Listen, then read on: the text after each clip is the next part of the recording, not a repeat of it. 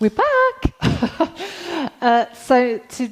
What I'm going to go through now is the equipment, and also I know that a lot of you are going to be at home and you may not have these bits of equipment, so I'm also going to give you some ideas of what else you can use.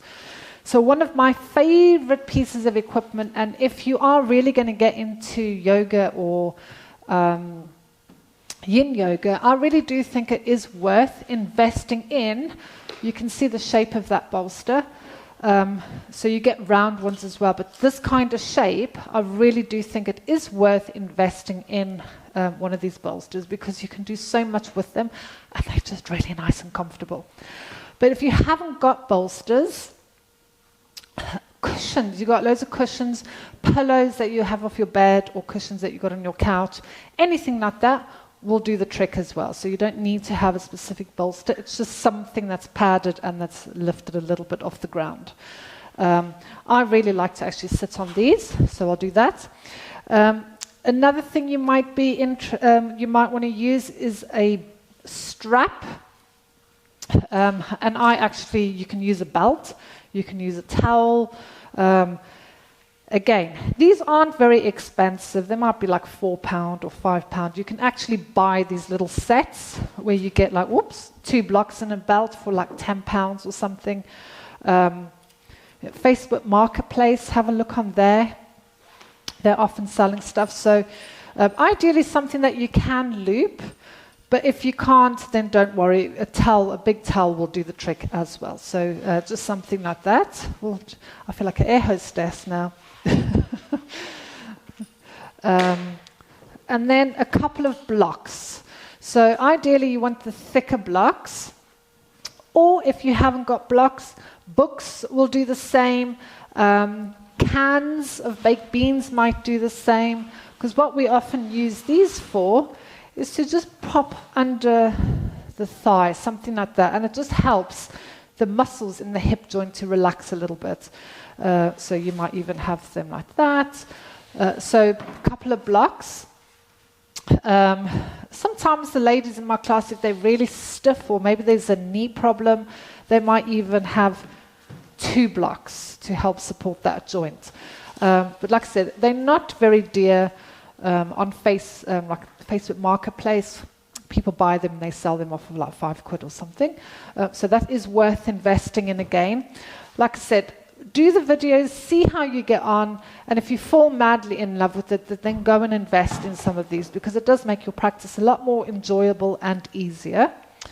My favorite is a blanket.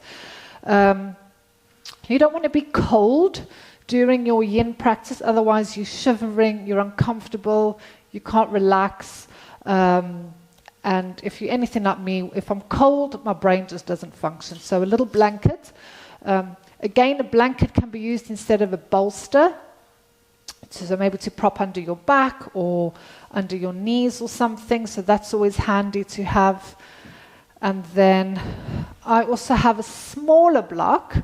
Just, there's occasions where I might be sitting and I think, well, actually, if I sit on that block, the lower back will have a little bit more support, and maybe it eases that discomfort that I might be feeling in my hamstrings.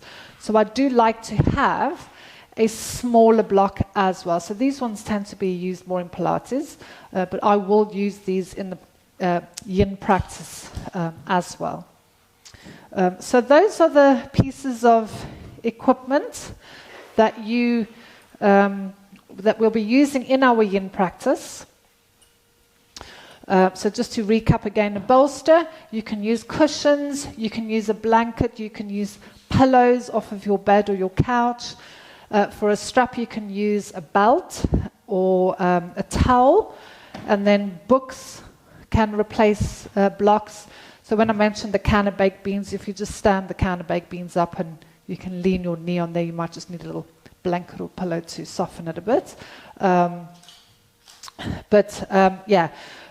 Amazon, they have these little, you can buy like a set like that for £10 or anything. But give the classes a go first, and then, like I say, if you fall madly in love with it, it is worth investing in that. So that was the other thing I forgot to mention is clothing. You want to be in anything that is comfortable. whether it's a tracksuit, leggings, pajamas, anything that's non-restrictive, that's going to make you feel like you're stuck. Ideally, nothing that's got buttons or zips on the side or on the front.